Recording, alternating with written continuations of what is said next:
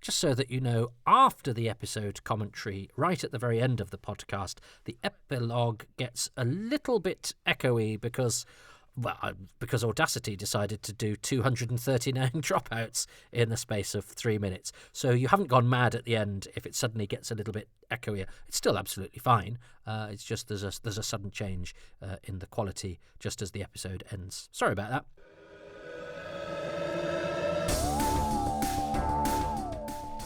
OMG, it's HTAP on DMP. I hated all of that. It's happy times and places on the Daleks Masterplan. I, Toby Hadoke, watch an episode and accentuate the positive.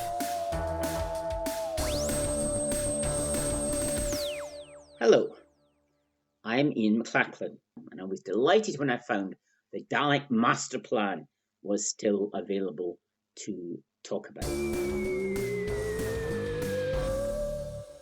Well, welcome everybody. This is very exciting for people who like symmetry and marking occasions and timey-wimey-ness, because I am recording this on the 8th of January 2022, and this episode I'm about to watch was first and only broadcast. It's only broadcast because it wasn't sold abroad either. So it's sole outing. Isn't that weird? About to watch something that was shown once, all that effort that goes into it, the scripting, the rehearsal, the building of the sets, the casting of the actors, all of that, and then all the technical stuff that goes into broadcasting, and out it goes on the 8th of January 1966.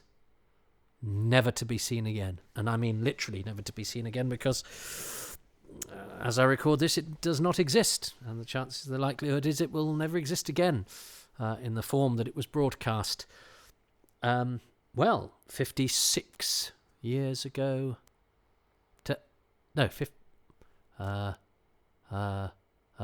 60. Yeah, 56 years ago. 56 years ago today. So, I mean, other than that, it's just like watching any old episode of Doctor Who, but I like, especially as, you know, that's not when you'll be listening to it. I've no idea when you'll be listening to this, but whenever you are, hello. And I'm going to press play in 3, 2, 1. And that could mean anything. Oh, no, here we go. Started with the title sequence. So it's beautiful seeing these moving pictures as things are going to get a bit more static. But I've been very impressed with how Loose Cannon have done the reconstruction. So if you've never tried these things, do avail yourself of them, because the guys behind them are very clever and very hardworking, have done a lovely job. And of course they now are in charge of the telesnap reconstructions on the official BBC range, because they're very good at this sort of thing. They have no telesnaps for the Dalek Masterplan. That's the curious thing, isn't it? That John Wiles, when he takes over, I mean, even when Verity Lambert is still nominally in charge, nominally in true sense of the word, a Galaxy 4, the first thing that happens is we're going to save £5 a week by not having telesnaps. Who cares about them? And of course we didn't, because we didn't know telesnaps existed until a few turned up. There was a couple from the Daleks that were printed in Doctor Who magazine, and then that were sent in by Dickie Howitt, and I think that was a ruse that. Anyway, let's not get into that now. And then there were some in Doctor Who the early years that Christopher Barry had from Power of the Daleks, and it was like, what are these? Oh, and Doctor Who magazine had some from Hugh David from the Highlanders. It was like, why do these exist? And they didn't really go into details as to why they did. And then DWB, I think, got some from Michael Elwyn for... No, they didn't. DWB got some from Michael Wolff from the Moonbase. So, you know, various... And then, actually, a whole stash of them were discovered by Marcus Hearn in the BBC written archive. And then the story was revealed of John Cura, who was the guy whose job it was to take off-screen photos. It wasn't his job, he's self-employed. His business was to take off-screen photos and offer them to the talent on screen as a record. Seems a curious thing now, and they were quite expensive. Seems a curious thing now when actually preservation was not the order of the day, to the extent that they chunked the episodes. But I suppose maybe that made them more valuable. But you couldn't home videotape or anything like that. So actors and producers would have them as a sort of record of their work, rather than being able to have the actual thing, because storing film and videotape domestically was, unheard of. But then it was revealed that there are none from the Wiles era, and when Innes Lloyd takes over, he reinstates them. But sadly, the Wiles era is also one for which we have no pictures either. Although actually, I don't think they've turned up many telesnaps from seasons 1 and 2. Although ironically, we do have the ones from, not ironically, but happily, Waris Hussein did get the ones from Marco Polo. So the one story that's missing for season 1, we have the telesnaps of, apart from the episode he didn't direct, and of course apart from the 2 episodes of The Reign of Terror that are missing. But anyway, that's a bit of a off-piste, because the Daleks Masterplan is continuing with the escape of the Doctor, Stephen and Sarah, but has taken us to Egypt. Now, Egypt is a great setting, because this all reminds me of my childhood, when much of the fun to be had as a kid was to read books of mystery stories or whatever, and the story, the most frightening sort of true story that there was the tale of the tomb of Tutankhamun and Lord Carnarvon, and the curse that just seems so real as it transpires. It's actually not as spooky a story as it was parlayed at the time. But I'm sure my mum told it me, and I think we were told it at school about how they desecrated the tomb of this ancient pharaoh, and everyone involved died. And then I remember reading I had a book of myths and horror, the Piccolo book of myths and horror, was it? And saying, but actually Howard Carter, who led the expedition, didn't die and lived perfectly happily for ages. And that was the first inkling that, everyone died apart from Howard. And then it turns out that actually it wasn't quite as spooky and mysterious as it had been sold to us, we impressionables. But I remember reading about it, and I remember the real feeling of genuine terror and dread that I lived in a world where there was such a thing as an Egyptian curse that actually happened. And of course that plays into all sorts of other things of, it was abroad and in the olden days, and a place of mystery, which and so that sort of plausible fear of the unknown can only exist in a world where you don't have the sort of communication and access to pictures and people and contact that were not possible 100 years or so ago. So our fear of the unknown, which is never a good thing, as the Daleks show. That's what they are. They are afraid of what is different. But it is an innate trait that we have to battle against, because what we do not know makes us conjure fears, if we are so inclined to do. So this Egyptian setting is great for that, because like Planet of the Invisible People, like volcanoes, this seems to be cut from that same cloth as things that young kids would read about, although I came a decade later, that were exciting and from the real world. No, Invisible People aren't there, but the volcano, was a bit like Krakatoa, Egypt. It's a bit like Tutankhamun, and what we can see of the sets in the next episode is that Barry Newbury, who was good at historical stuff, does a very nice job, and it brings with it promises of ancient mummies, etc., which we get for the cliffhanger. We don't get other than that. And I suppose Doctor Who could not then have a story about... it's interesting that they don't bother going with that. There's no actual mummy. I'm not going to spoil the cliffhanger. Well, I will spoil the cliffhanger for you. There's a mummy that isn't a mummy. So it plays with that, but actually that's not what we get. What instead we get is, the Daleks coming and killing a few people, which isn't great for the Egyptian characters that we meet, who are... Now, I've just done a little bit of research, not because I was doing this. I just...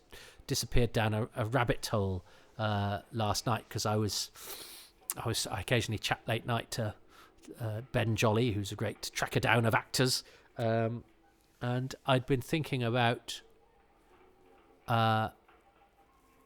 that's why I'd been thinking about the actors from the Christmas special who we didn't know anything about. And then I remembered that actually Jeffrey Isaac, who is in this, who plays the main Egyptian character, Kepren, is an actor that we don't know anything about. So I decided to do a little bit of digging, and I think I might, if a few little bits of details go where my instinct tells me, but they might end up actually being a completely dead end.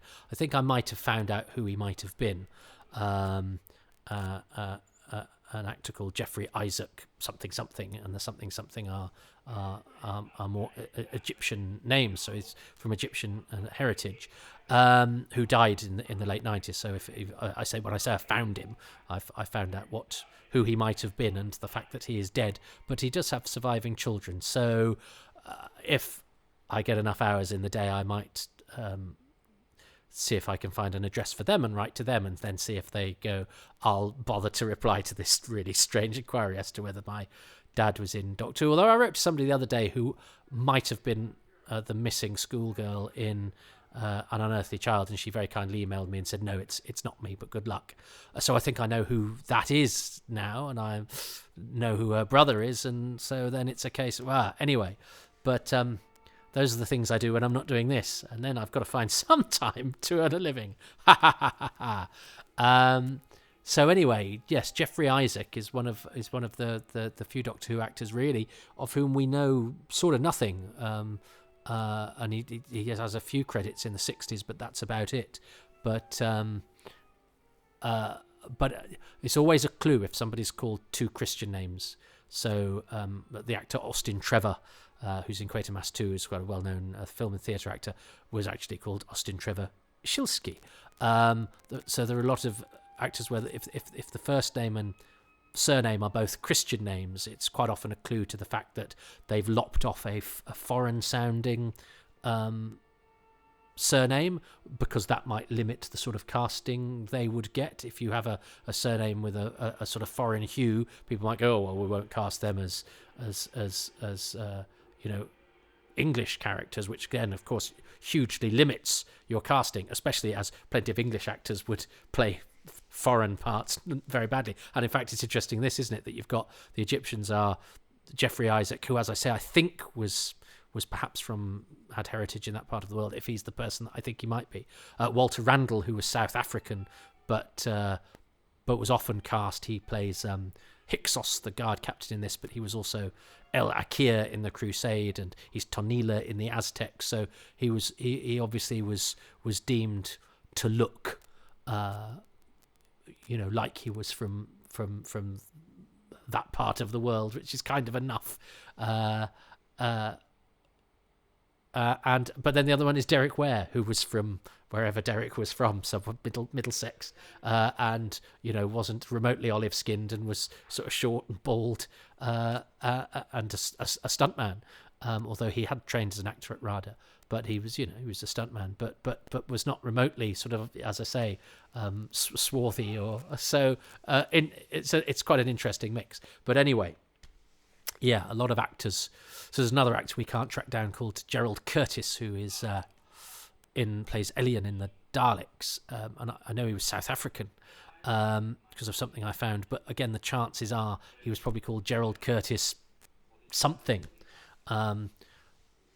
because of the way we track down a lot of these people is through travel documentation and stuff like that. But if we don't have their surname, that's really hard. So anyway, so that's why I think Jeffrey Isaac is called Jeffrey Isaac something else. And I'm sorry to sort of bother you with the sort of things that take up my time, but it's very hard to get an angle on this episode because I'm watching a photo reconstruction. So Stephen and Sarah have been captured by the Egyptians.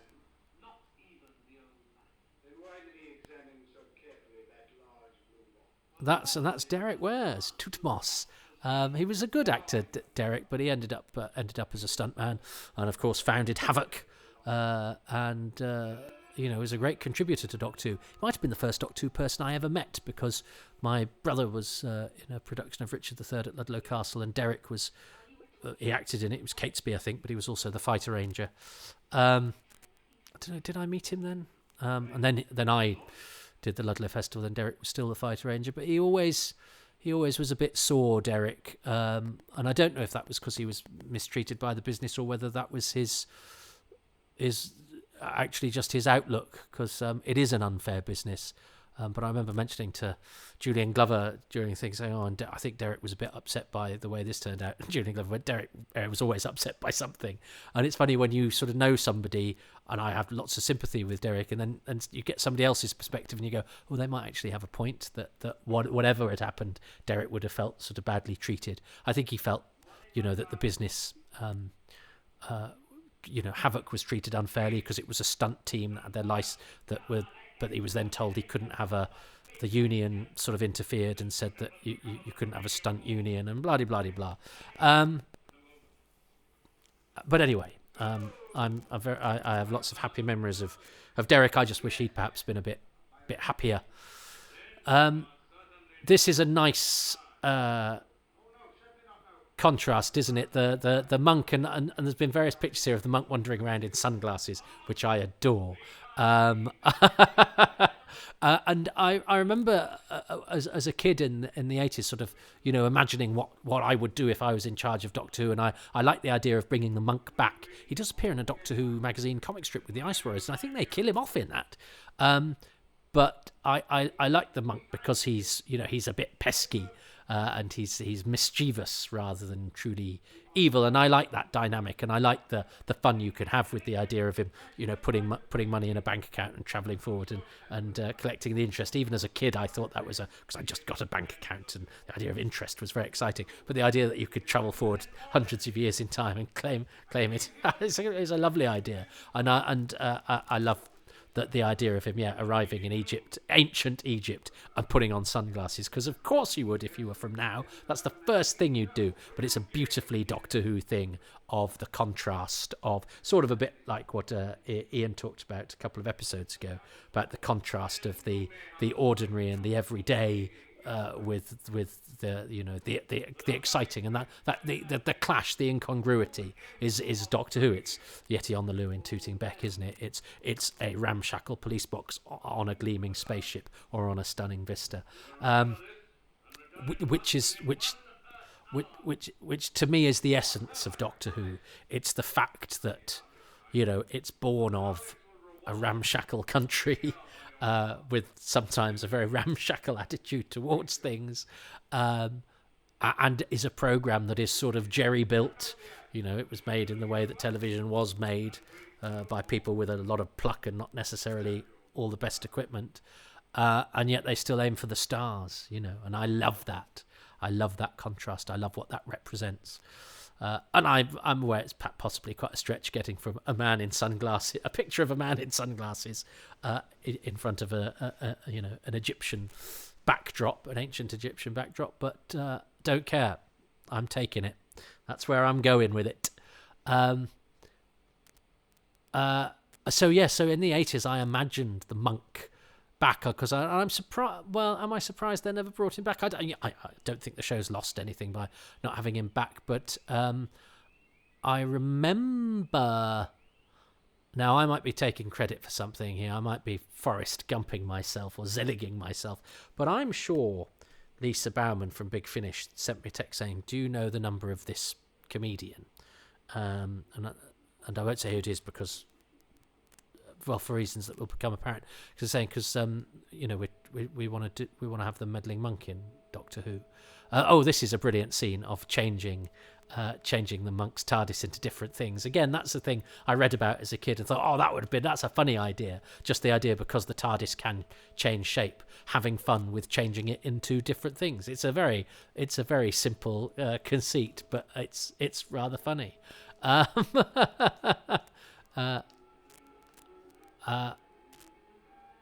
that's and the Doctor emerges holding a unit from the monk's TARDIS.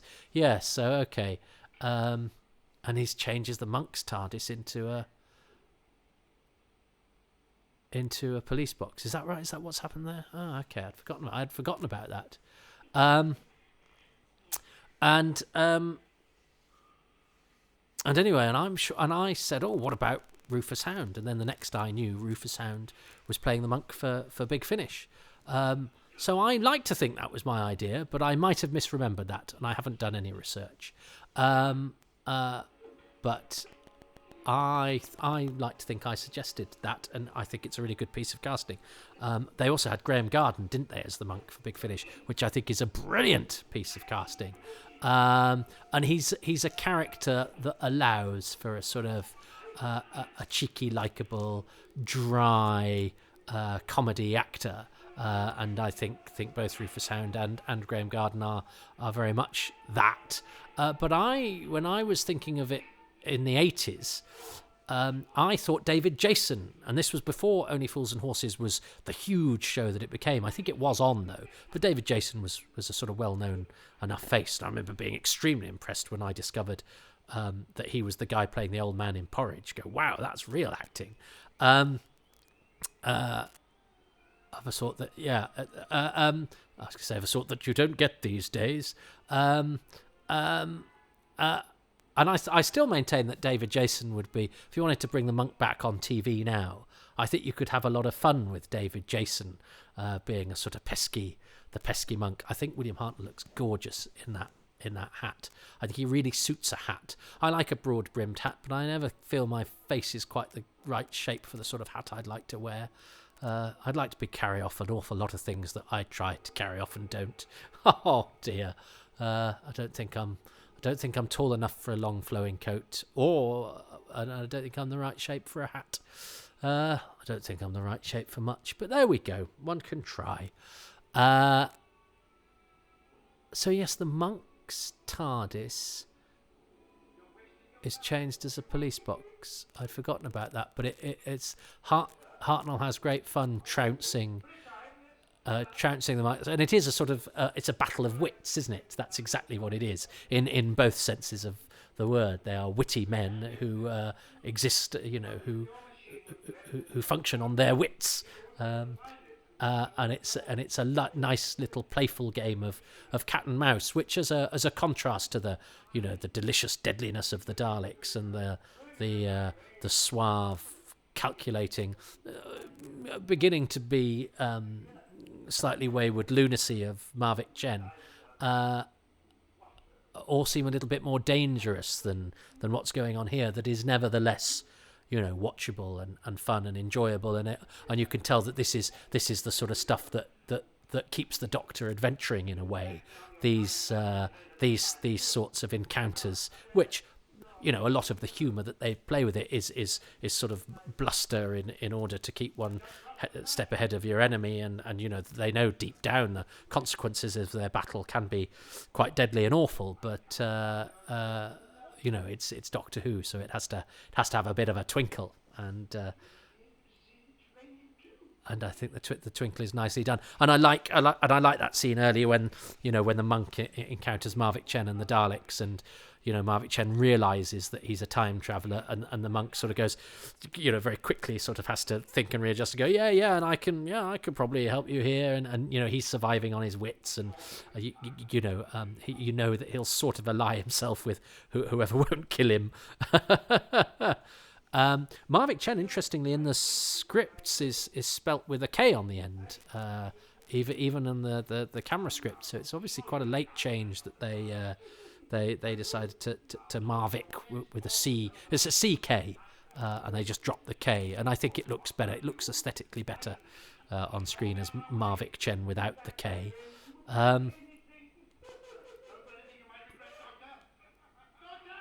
Oh yes, and of course that leads us into the cheat of a cliffhanger, which is a scary moment that next week will actually turn out to be a comic moment, which is quite cheerful and quite joyful.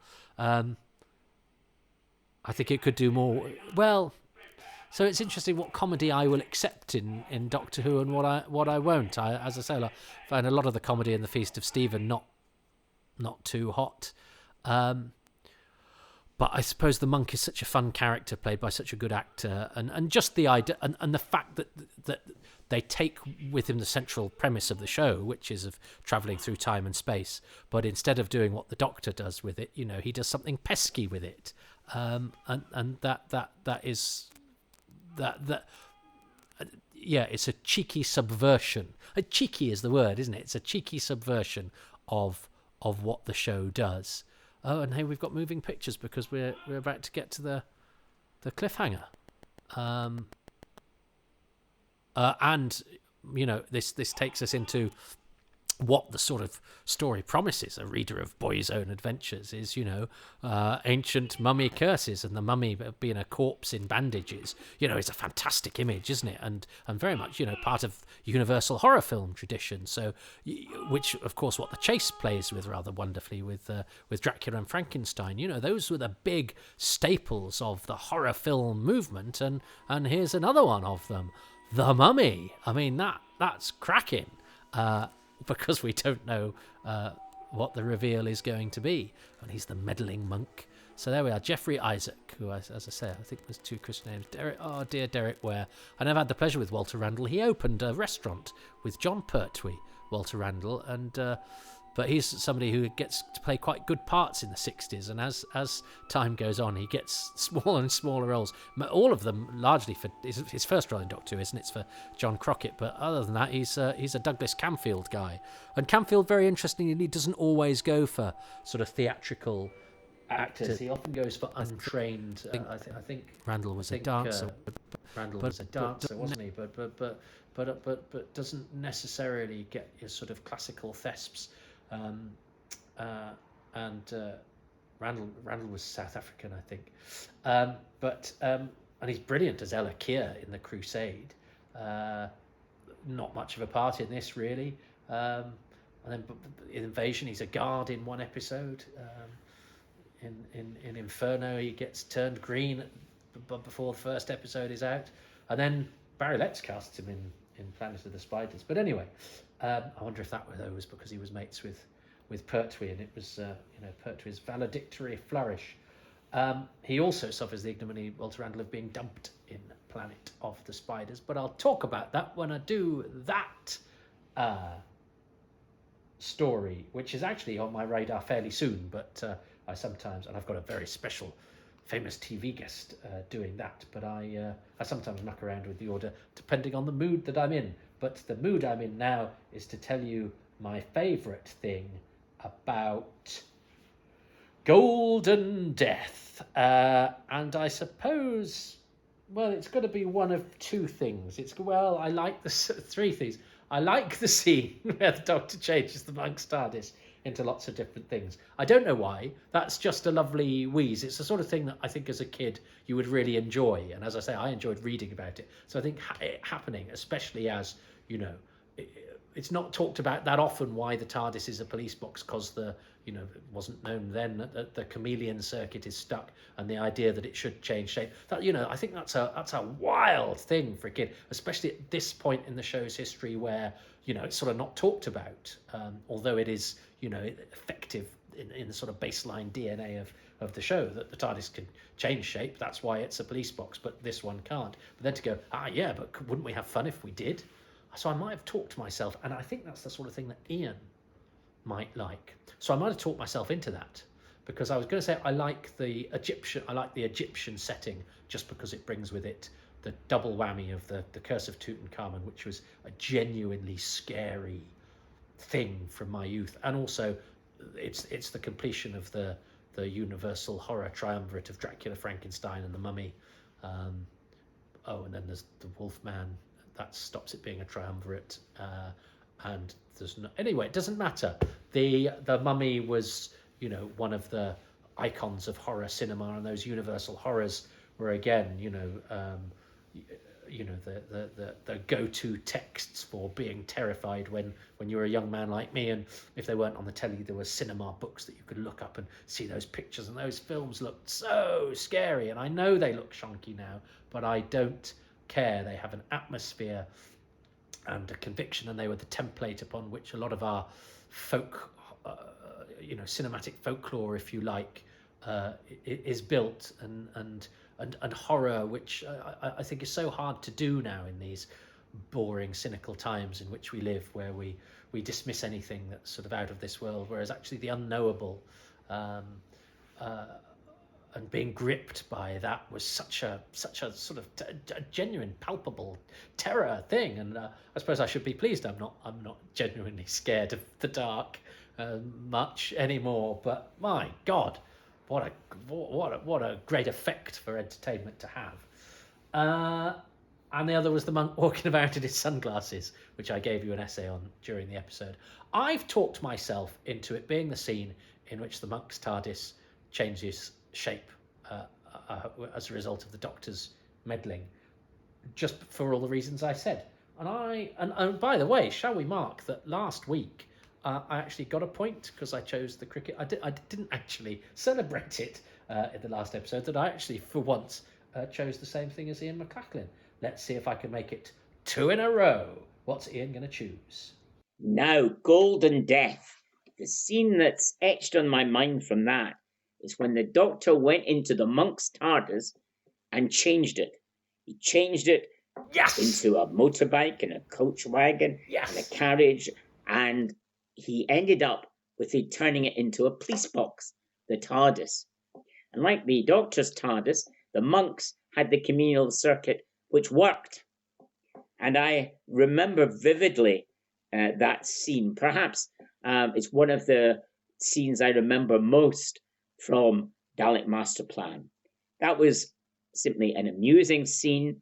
It showed the Doctor's playful nature, and sort of reminded you a wee bit about the pictures he put on the screen in the Space Museum. He was playing with the monk in that sense, and that scene is memorable. Yes, and the Space Museum, of course, has Hartnell dressed in a bathing suit, which we don't talk about often enough.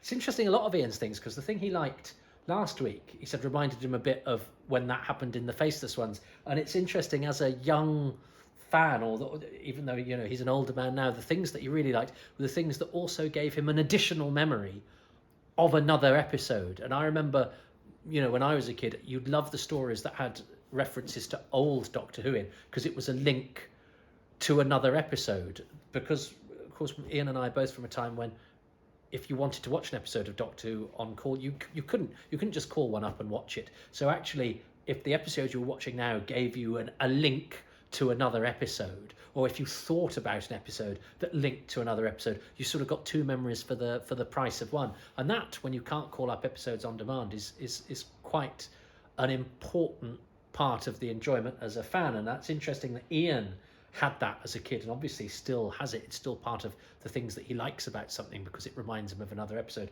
I think still have that, but that's something that perhaps a modern fan, it might not be such a strong seam running through their enjoyment of the show, because they're not having to conjure much up from memory, because everything is so accessible. So they will have their own other things that draw them and make their different connections exciting. And I think that's just worth noting, because I think that's interesting about how important it is. And actually, the thing that Ian and I have, that desire to link to something from the past, is of course what Doctor Who then started very consciously doing when I was a young fan, and ultimately could be said to have led to its destruction, because it got it realised that fans liked that a little bit too much, and then the show began to eat itself or get too self-referential. So in a way, the way that Ian and I enjoy Doctor Who will lead to its ultimate destruction. So don't do that, young fans.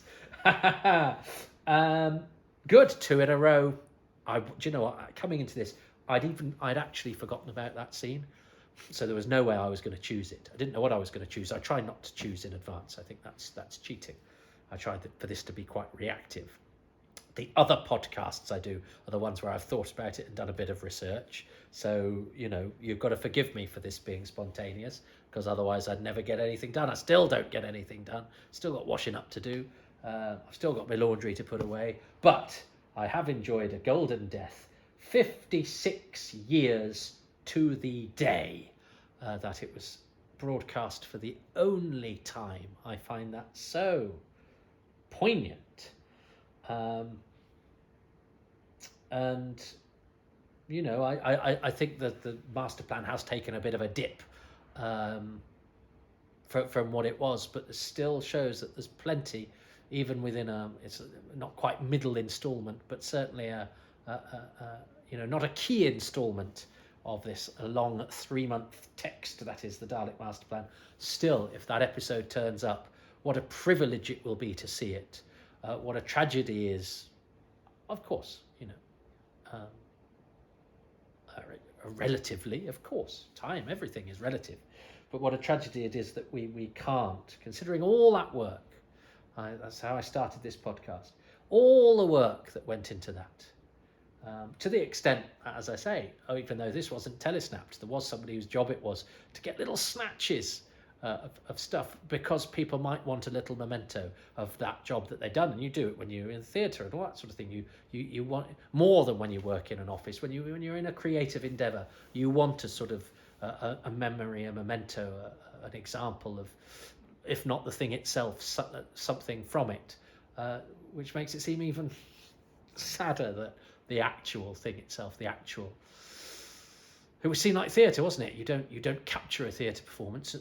But that's partially because you never can, because a filmed theatre performance is never the same as watching it in the theatre. But this existed as a televisual production, shown once, all that hard work, then up in flames. But who knows? It might be in a cupboard or a Bond store somewhere. And if it comes back, I will very much be at the front of the queue to see it in all its golden glory. But until then, all we can do is imagine what it was like. And I hope you've enjoyed that trip to Egypt with me. Next time we watch the Daleks Masterplan, the pictures will be moving from start to finish. And then we've got the final 2 episodes, which I know are absolutely terrific. So I was daunted doing this story because it's a long one and a lot of it is telesnap reconstructions. But thanks to Loose Cannon, who've done a very, very good job with it, we're 3/4 of the way through. So do join me next time, when hopefully I'll have a slightly easier job. And thanks for your perseverance. And from the 8th of January 2022, and indeed the 8th of January 1966, whenever you're listening to this, goodbye. Thank you very much for listening to Happy Times and Places, which is presented by me, Toby Hadoke, and my special guest, Ian K McLachlan.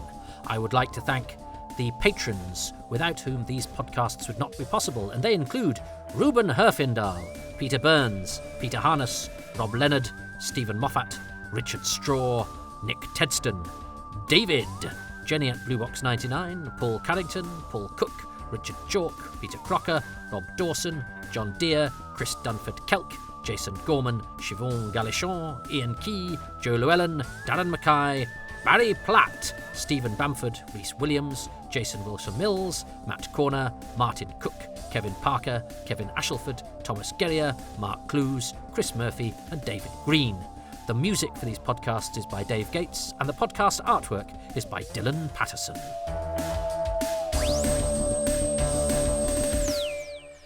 And if you would like to join their number, as Stavros would say, but he was talking about the dead. I'm talking about the patrons. You can go to patreon.com/Toby Hadoke, where if you pay from as little as £3 a month, you get access to most of the goodies that are on offer for patrons, which include exclusive access, early releases, special little bits and bobs. There are a couple of other carrots dangled as you ascend further up the financial ladder, but it's mostly all there from £3 a month, and you can even lower that if you sign up for a year, because you get 10% off your final tally. So that's at patreon.com/Toby Hadoke. If you don't want to commit to the monthly thing, that's completely understandable, but you can do a one-off payment at kofi.com/Toby Hadoke if you find an episode you particularly like, or if you're feeling particularly flush, or if I sound particularly hungry or sad. That's at kofi.com/Toby Hadoke. But look, I know that times are tough, and I am just very, very grateful that you listen to these things. However, what costs you nothing is if you go to iTunes and give these 5 stars. Yes, 5 stars, please. That's what really separates us from the crowd. 5 stars and a couple of positive lines of review to draw passers-by to avail themselves of what is here at Toby Hadoke's Time Travels. You're never going to believe this. I'm actually a professional stand-up comedian, and I have emceed every Tuesday night for the past 24 years. XS Malarkey Comedy Club in Manchester. It's still there, 8 p.m. at the Breadshed in Manchester, and that's it's a fantastic night out. It's me emceeing at least 4 comedians from the national comedy circuit here in the UK, and we've had plenty of fantastic big names at the start of their career, and they come back and visit us when they're famous. Joe Lycett was there only the other day. But also, we've got the great comedians of the future that you've not heard of yet, and we run it on a non-profit making basis, so it's a very affordable and enjoyable night out. And look, if you're not in Manchester, you can come to twitch.tv/XS Malarkey on the first Sunday of every month, and we have our online version of the show with comics, well, from around the world.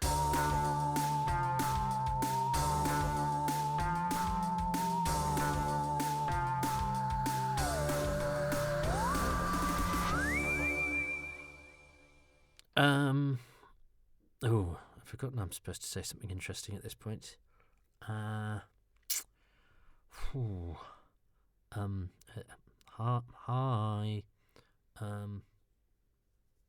I live with an MBE. There we go. That's what's happened in Hadoke Towers since I last recorded a load of these.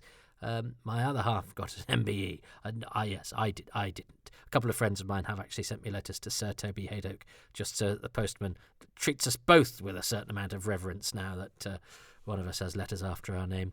But until there are New Year's honours for services to character actor Arcana, I suspect I shall have to remain an undecorated civilian. But don't tell her this. I'm very proud of her, though. Anyway, yeah. There we go. Not the most amusing of coders, but let's face it, these aren't often the most amusing of anything anywhere ever. But there we go. Yeah. Bye.